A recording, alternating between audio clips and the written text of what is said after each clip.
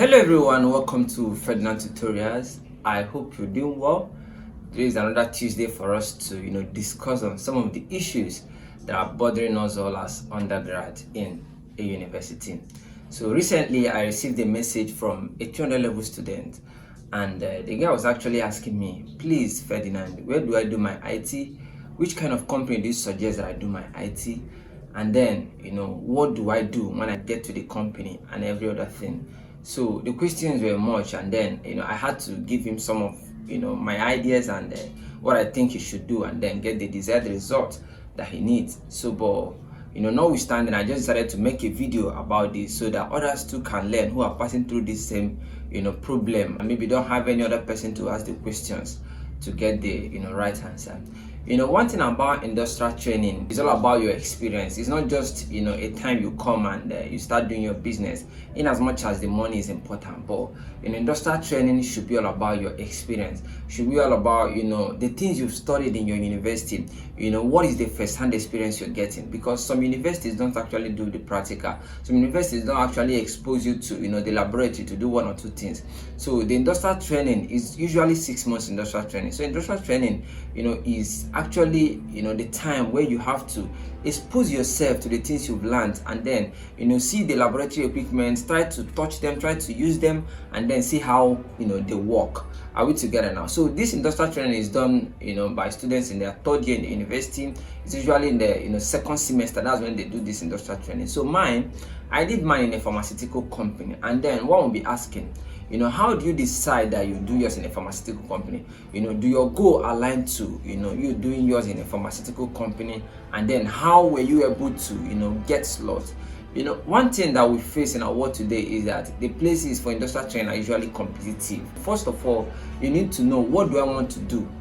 You don't just because the place is competitive and then you decide, okay, if Ada is going to company A, I should go to company A. If Ada is going to company B, I should go to company B, and all that. So no, that's not what it is. So I did mine in a pharmaceutical company, and then my goal actually aligned. That's what I was looking out for. My goal aligned to that drug production. You can't be in Owerri or in Imo State and you say, okay, I'm going to do my industrial training in Ghana. That is when you can afford the money. It's possible that a Nigerian student can do his or her industrial training in any other country, in any other continent, but you can get your finance or get a scholarship, which is at some point limited. So what I did then was, I'm in Owerri. I studied in Owerri in Imo State University, right? So what I did was, I looked at what are the companies around me and which of them aligns to my goal.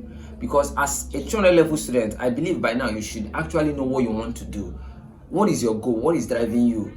After your undergrad study, what are you going to be doing?